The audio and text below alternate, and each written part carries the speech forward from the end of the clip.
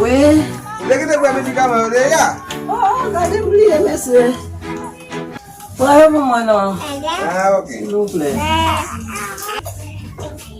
Como ok. Me vaya.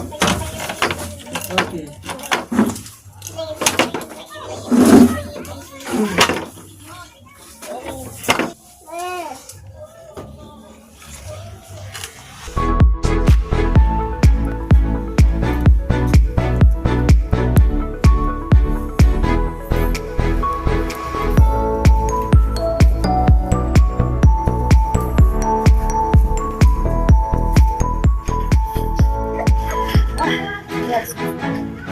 Ou pa bezon yon kon la?